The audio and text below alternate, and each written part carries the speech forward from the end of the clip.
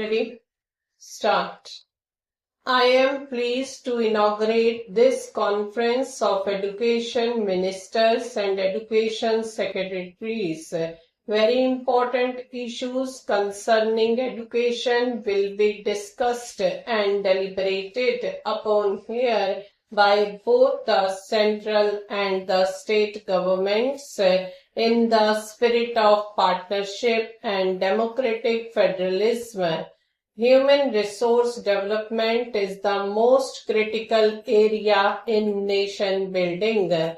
After all, national development depends on having educated citizens, rural development, health and nutrition, social justice, sustained economic growth. I could go on adding to this list of national tasks where education is the common denominator. At the turn of the century, Swami Vivekananda had diagnosed the ills that plague our society and had said a nation is advanced in proportion as education and intelligence spread among the masses. If we are to rise again, we shall have to do it by spreading education among the masses. Educate and raise the standard of the masses, and thus alone the national revival is possible.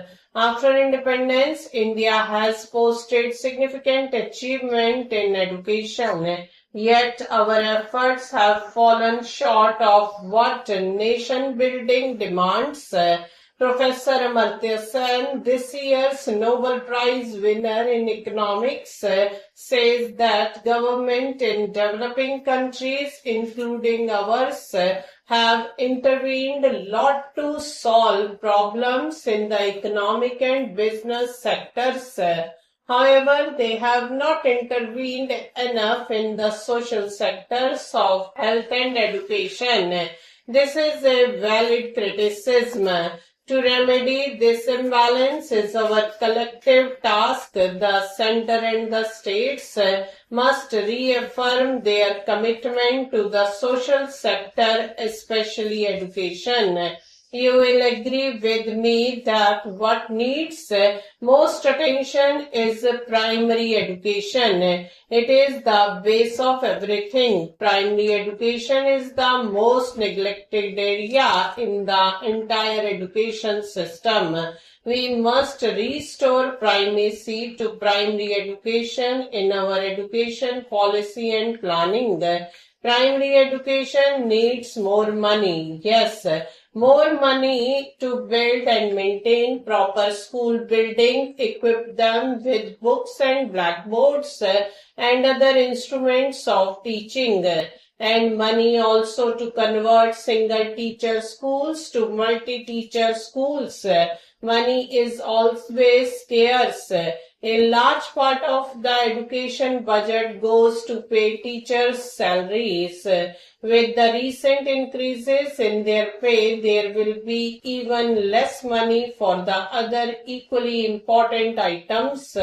We therefore need to look at other sources of funding.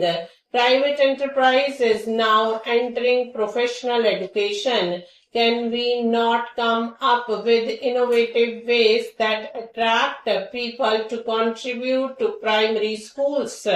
More than money, primary education needs better administrative and managerial skills and, of course, a far stronger political will. It is said that this is the most important area of nation building, does not attract the best and the brightest administrators.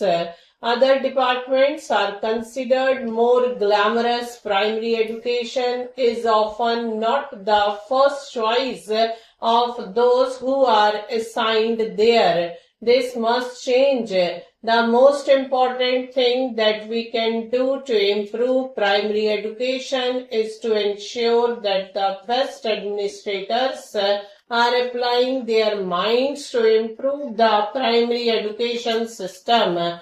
I have some other thoughts that I would like to share with you on the subject. While governments have done a lot to improve teachers' salaries, they have neglected the task of improving their working and teaching environment.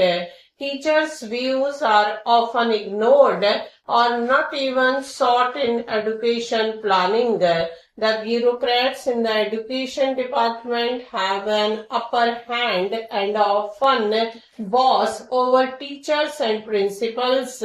This is wrong. All those associated with education should understand that a good teacher does not look for a good salary alone. He values even more a better working environment where he feels that he is valued and has a say in the running of his institution. The quality of municipal and other government schools is inferior to that of private schools. One reason, of course, is that richer parents pay for the and then demand better service from private schools. In government-run schools where the parents are too poor and themselves uneducated, they cannot demand better service. This places a bigger responsibility on us to run our schools better in the absence of parental demand. Can we face up to that responsibility? How do we make parents and communities more responsive about the school in their midst? This is one of the great challenges before the education sector. If we want the villagers to consider the school to be theirs, then they must have a sense of responsibility and ownership. Here I have a suggestion. Education is a state subject. The 73rd or 74th amendments have decentralized powers to the panchayats and the municipalities. In this spirit of central decentralization, I propose that we transfer administrative control over village schools to panchayats, mandal panchayats and the zilla parishads. Thus, teachers' qualification and salaries and the syllabus can still be set by the state government, but let the panchayat bodies manage the primary schools. Funds for this can be transferred to the panchayats from the state government. One of the reasons why developed countries have become so is their superior universities and technical institutions in their countries. Stop.